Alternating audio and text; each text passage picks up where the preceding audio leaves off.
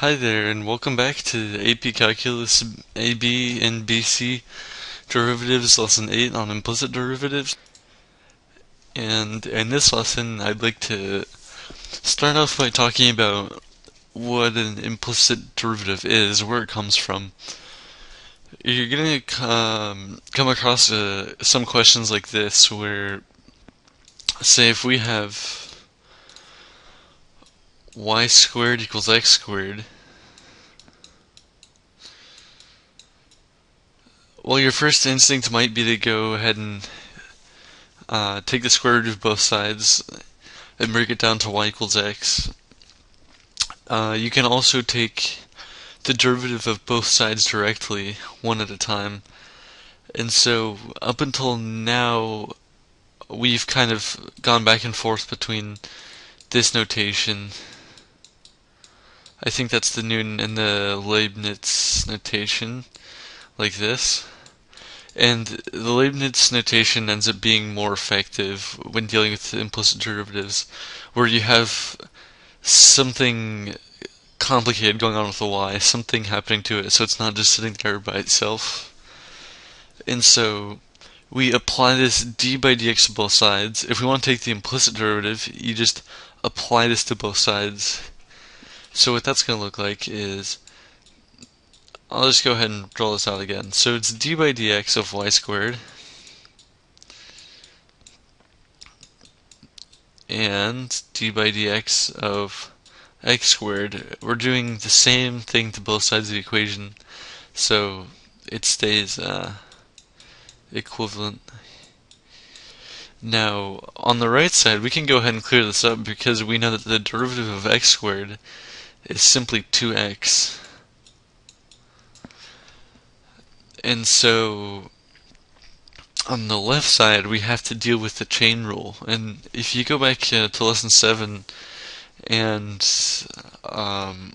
if we go back to what we learned in lesson 7, which is going from the outside in, you have to treat the y as a unit. And so this is just something you kind of have to recognize, and once you see this, you'll have to apply it. But we're going to bring the 2 down in front of the y and multiply by the derivative of the inside. And the derivative of the inside is simply dy dx, because what's on the inside is just y by itself. So we get that dy dx, meaning our standard derivative. Like, dy dx is what we get if we say, if we apply d by dx to y, if there's some function y, its derivative is dy dx. So now what we have here is we have to isolate this dy dx so that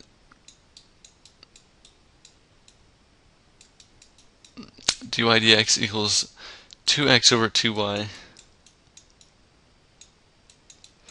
which equals x over y. And now, the reason why our derivative has a y term in it now is because when we're dealing with implicit derivatives, we say that there's two possibilities. We recognize that in this equation here, in this function, there's two possibilities for x and y values. If, for example, we could have a -1 for y and a 1 for x. If we put in, or to make it more simple, if we put in a 1 for y, this goes 1 squared, but then over here we could have a -1 squared or a +1 squared, and that's going to be the same thing. And the same goes over here. This could easily be a -1 squared. So before we get ahead of ourselves, all you have to learn from this implicit derivatives lesson is that when you take an implicit derivative, your answer is going to be is generally going to include the x and the y, so that you take your x value and you take your y value that you're given, plug them in, and you get the slope of your tangent line at that point. Now, I kind of went ahead and dumped this all on you, so let's do another question. Okay, so let's try something more complicated.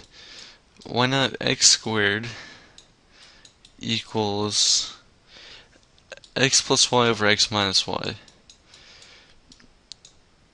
Now, this is a pretty nasty equation here, but all we have to do is take the derivative implicitly. So,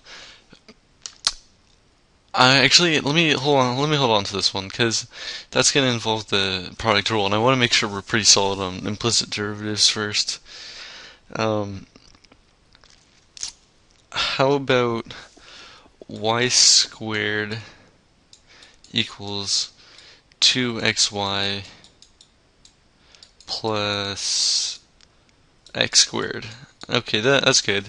So, like before, if we do d dx to our y squared, we get a chain rule. The 2 comes down in front of the y, and we multiply by y's derivative, which is dy dx. And this is equal to, since this is addition, we can do it at a time. So here we have a multiplication between components. So, well, let's start with this first. The x squared, that's easy, goes to 2x. And so now that we're dealing with this side here,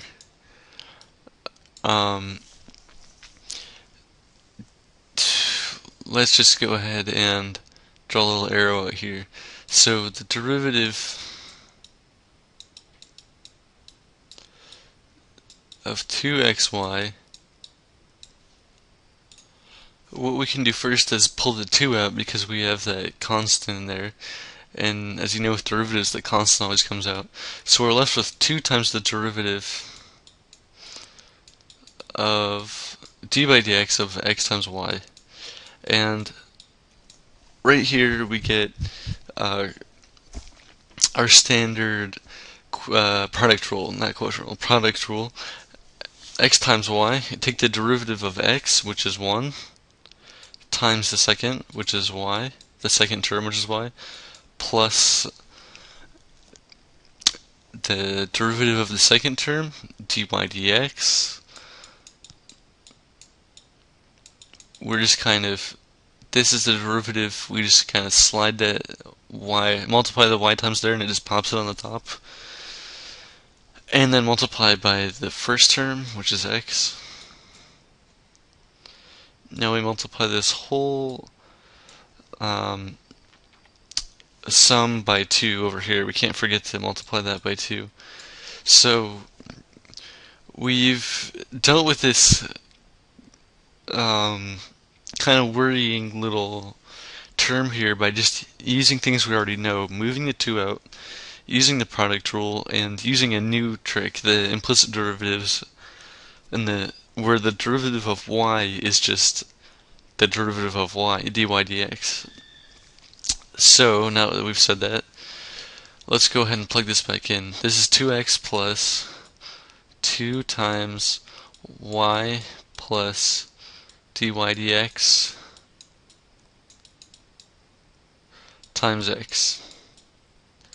Now, this is pretty crazy, so this is good enough for now, but what your teacher might ask you to do, what your homework might require you to do, is move all the dy dx's to one side, and all the other terms to the other, and then divide so that you're left with one single dy dx as your derivative on one side.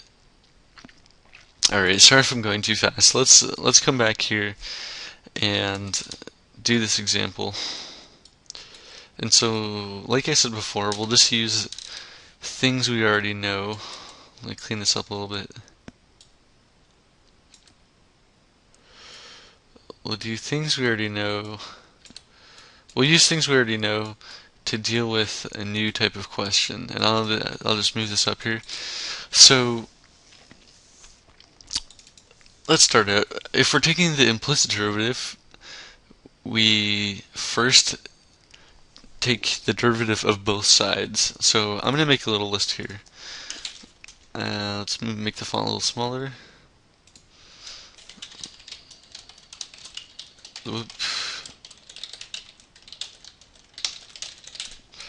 Okay, that's your first step, is take the derivative of both sides. Sorry, this should not be there. I meant to put derivative, not derivatives. Okay. So, let's do our first step. Take the derivative of both sides. So we get 2x on the left side, easy. And now, let's take this and move it over here. We'll rewrite it over here and work it out, and then copy it over to here. So our x plus y over x minus y, I'm going to use my trick to turn this into a product rule question. So we have x plus y times 1 over x minus y, or x plus y times x minus y to the first power, or negative first power. So now that we've rewritten this, we can get rid of this, and then so now we're looking at this. This is what we have to attack here with our knowledge of derivatives. So this is a product rule. Let's take the derivative of the left side. The derivative of the left side is just going to be, the derivative of x is just 1, and the derivative of that is going to be dy dx.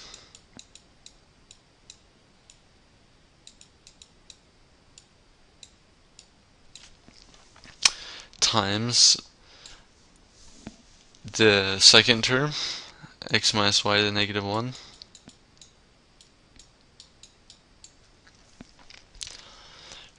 plus, we'll just copy our first term, x plus y, times our second term, which is x minus y to the negative 1. Oh, sorry, I mean not really. We have to take the derivative of this. And this, the derivative of this is going to be, bring the negative 1 down, times x minus y. This goes to negative 2, multiplied by the derivative of the inside, that's a multiplication sign. 1 minus dy dx. And we're done. So we've actually finished solving this question. As crazy as this looks, I don't mean to rush this specific example. It's just that I'm running out of time here. I'm on a 15-minute time limit, so that's why I kind of had to push through this. But I hope I didn't go too fast. But see, I got through this really nasty derivative, all this crazy thing, just by using things I already know. This is just your multiplication rule. The second term's intact, the first term's derivative, and over here we have the first term intact and the second term's derivative. And this is just chain rule. Bringing it down, negative 1 comes down, decrease by 1, multiplied by the derivative of the inside. So going outside in. The derivative of the inside, the derivative of x is just 1, minus the derivative of y is dy dx. So now let's clean up a little bit. Take this, move it. And so from this crazy question, can't really move it. From this crazy question, we get this derivative. And so I hope that this made sense to you. I'll come back and do a couple more examples because I feel like you need to see some more of this. I'm just on my time limit, so thanks for watching, and see you in the next video.